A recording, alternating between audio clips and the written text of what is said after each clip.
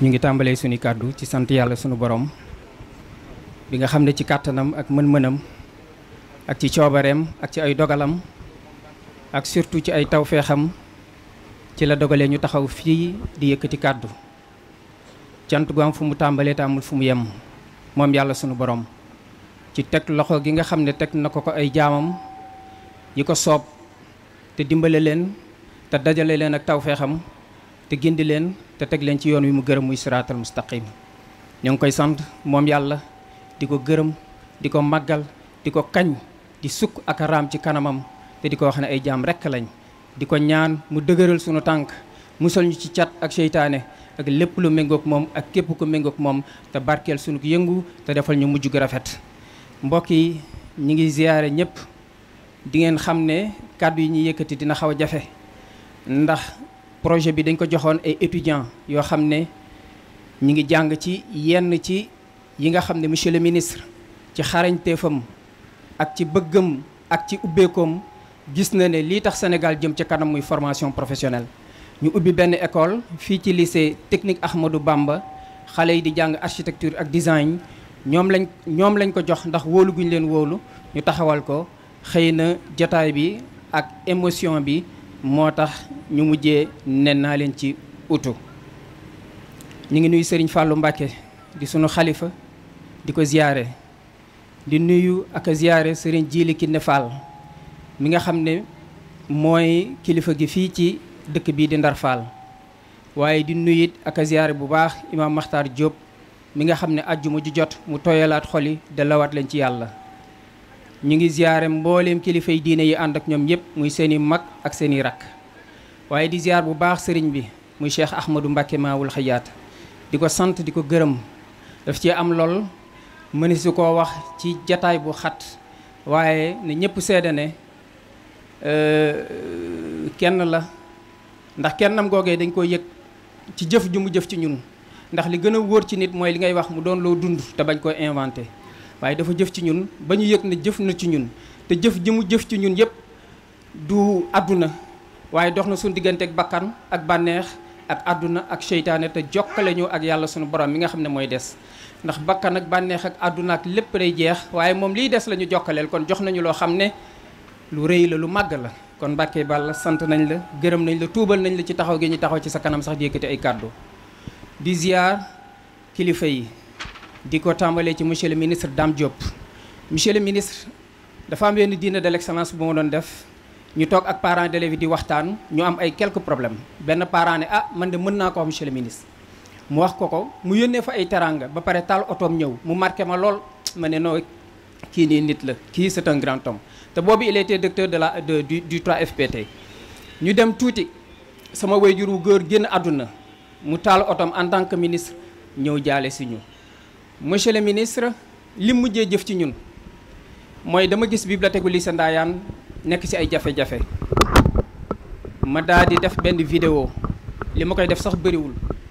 ma def vidéo daal di ñaan ndimbal woote wallu ci bibliothèque lycée Ndayane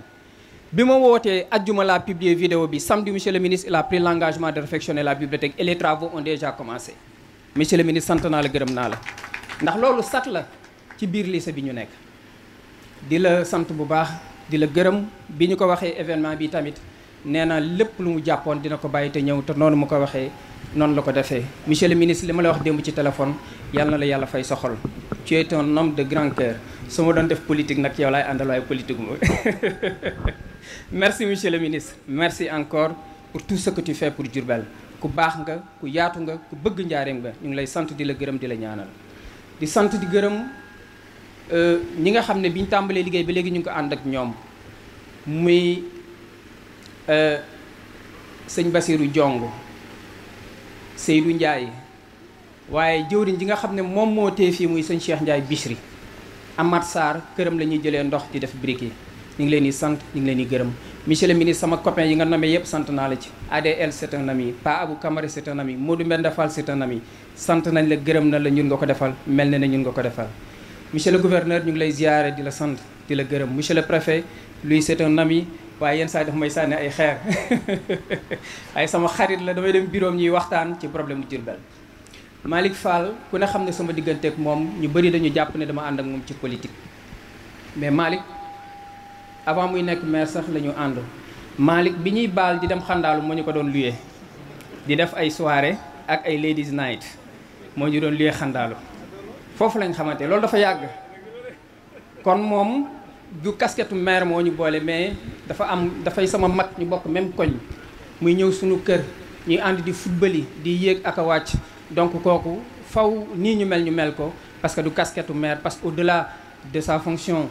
ou de sa responsabilité de maire il y a d'autres liens que ñu lii Malick yàlla na la yàlla sàmm ñëpp xam nañ sa bëgg ci Diourbel ak sa taxawaay ci Diourbel yàlla na la yàlla fay sa xol ñi ngi sant bu baax mboolem les invités mënuma lim ñëpp waaye képp koo xam ne ñëw nga sur invitation sant nañ la gërëm nañ la gis nañ ne Njaareem rek moo la ñor parce que ça c'est un projet pour Diourbel les enfants qui seront formés ici pourraient être un jour des enseignants pour nos enfants. Les médecins qui seront formés ici, ou bien les sages-femmes, ou bien les infirmiers, pourraient prendre en charge les problèmes de santé des populations de Diourbel. La particularité de ce projet, c'est que M. le ministre s'est battu sur un espace de 1600 m², avec possibilité d'élargissement, si et seulement si la municipalité nous octroie encore d'autres terres pour nous permettre d'élargir ce projet. C'est un projet très ambitieux. Nous comptons commencer de la crèche jusqu'à la formation professionnelle.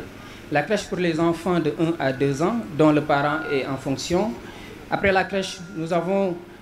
un internat qui prend en charge les enfants qui apprennent le Coran. Nous comptons prendre les enfants à partir de 4 ans jusqu'à 7 ans ou 8 ans pour l'apprentissage du Coran. Et après, nous allons abréger le cycle primaire. Nous avons estimé sous le contrôle de l'inspecteur Maudou Mbendafal et de M. le maire Ibrahim Ndour que le cycle de 6 ans est très long.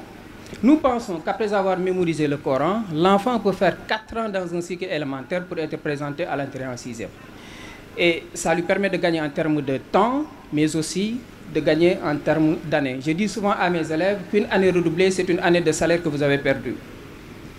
Alors si l'enfant obtient son entrée en 6e, nous le prenons dans le cycle moyen. Et ce cycle-là, au lieu de 4 ans, nous comptons le faire en 3 ans. Nous avons estimé que nous pouvons combiner la 6e et la 5e pour en faire une seule classe. Parce que nous comptons, au-delà des cours normaux, faire des cours de renforcement pour nos élèves. Et au bout de 3 ans, nous estimons que l'enfant pourrait réussir son BFM. Après le BFM, nous allons proposer aux parents une formation professionnelle. Parce que comme votre vision et la vision du président de la République, son Excellence M. Macky Sall, alors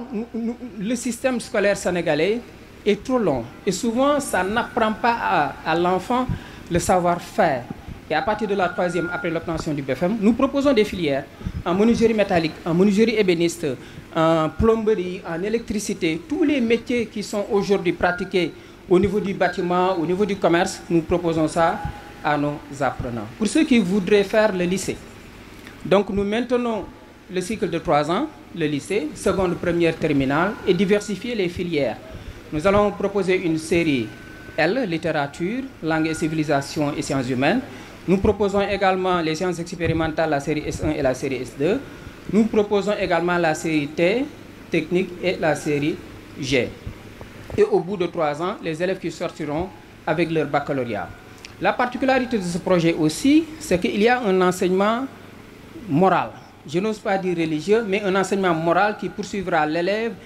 de la 6e jusqu'à la terminale. Nous comptons introduire dans notre programme les œuvres de Serigne Touba telles que Massalikul Jinan, telles que Nahju, telles que Munawwirus Sudur, toutes les œuvres écrites par nos grands érudits et qui permettent la fabrication, la formation de l'homme pour lui permettre d'être très discipliné dans la vie active. Alors nous allons introduire ces œuvres dans notre programme. Nous voulons au finish que l'élève qui sortira de l'Institut Ma'ul Hayat soit un élève, comme disait Serigne Fallou, jàngal nañ ko bañ ne ar waaye yar nañ ko bañ ne nër. Nous voulons former des cadres très disciplinés à l'image du préfet Latir Ndiaye. Nous voulons former des cadres très disciplinés qui sont pour la patrie, qui se donnent pour le progrès de leur nation et qui puissent être vraiment des acteurs de développement. Ce sera un R+4 en attendant la demande d'extension. R+4 avec un internat, un restaurant, avec des toilettes fonctionnelles. Et au bout du compte, nous pourrons recruter plus d'une centaine de personnes. Une centaine de personnes et nous formerons des gens qui seront ensuite opérationnels sur le marché de l'emploi. Et donc, pour toutes ces raisons, nous n'avons pas trouvé une autre personne beaucoup plus indiquée que vous, Monsieur le ministre, pour vous demander solennellement de venir nous accompagner, en nous accompagnant dans la pose de la première pierre, mais également nous accompagner tout au long du processus, parce que nous aurons besoin d'une reconnaissance au niveau juridique, mais également nous aurons besoin plus tard, effectivement, de tout ce qui est afférent à l'école privée. Sans pour autant être trop long, je vais m'en arrêter là. Je vous remercie. Assalamu alaikum wa rahmatullahi wa barakatuh.